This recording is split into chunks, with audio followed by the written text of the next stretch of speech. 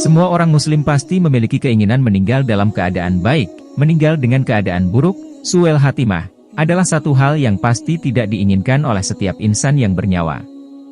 Karena bagaimanapun keadaannya, semua manusia tentu menginginkan yang terbaik dalam hidup dan matinya. Penting rasanya bagi kita untuk menghindari hal-hal yang menyebabkan jatuh ke jurang su'ul khatimah tersebut. Sebagaimana Rasulullah Shallallahu Alaihi Wasallam bersabda, sesungguhnya amalan itu tergantung dengan penutupnya. Hadis riwayat Bukhari. Para ulama berkata bahwa orang-orang yang paling dikhawatirkan akan beroleh su'ul khatimah adalah orang-orang yang suka melalaikan sholat, mereka yang suka minum minuman keras, mereka yang durhaka kepada orang tua, mereka yang menyusahkan, menzalimi muslim lainnya, dan mereka yang terus-menerus melakukan perbuatan dosa besar, keji, dan tidak mau bertaubat.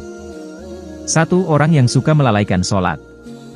Melalaikan sholat tidak hanya berakibat fatal di hari akhir saja, melainkan ada juga akibat-akibat yang Allah kirimkan selagi ia di dunia dan juga yang akan dirasakan ketika sakaratul maut. Balasan yang demikian pedih membuat pelakunya memiliki hasil buruk di akhir hayatnya. 2. Orang yang suka minum minuman keras. Meminum minuman tersebut membuat hilangnya iman dan amalannya tertolak di sisi Allah. Selain itu juga, minuman tersebut bisa menjadi kunci semua keburukan. Jika segala keburukan sudah ada pada dirinya, lantas bagaimana ia akan tertarik pada kebaikan? Tentu yang akan menghiasi hidupnya adalah hal-hal yang berbau buruk pula. 3. Orang yang durhaka kepada orang tua. Golongan ini sudah dikenal sebagai dosa besar, dosa yang disetarakan dengan dosa menyekutukan Allah. Sebab itulah Allah dan Rasul-Nya melarang perbuatan durhaka kepada orang tua.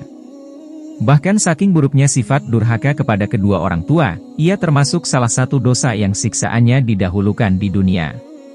Artinya orang yang durhaka kepada kedua orang tua akan menerima siksa di dunia sebelum siksa di akhirat, salah satunya dengan meninggal tidak dalam kondisi terbaiknya. 4. Orang yang menzalimi muslim lainnya. Selain orang lain yang tersakiti, rupanya menzalimi muslim lain juga bisa menyakiti diri sendiri. Penyakit yang menghampiri di dunia banyak rupanya. Satu di antara banyaknya adalah kebangkrutan, baik berupa barang maupun amal baiknya. Kebangkrutan ini yang menguras amal baiknya hingga habis untuk membayar perbuatannya kepada sosok yang dizalimi, sehingga di akhir hayatnya ia tidak dengan membawa amal kebaikan sedikitpun dan menjadi su'ul khatimah. 5. Orang yang terus melakukan dosa besar, keji, dan tidak mau bertaubat kepada Allah. Golongan yang ini sudah terlihat jelas keburukannya, sebab ia tidak memohon ampun kepada Allah. Orang-orang yang demikian terpampang nyata buruk akhirnya.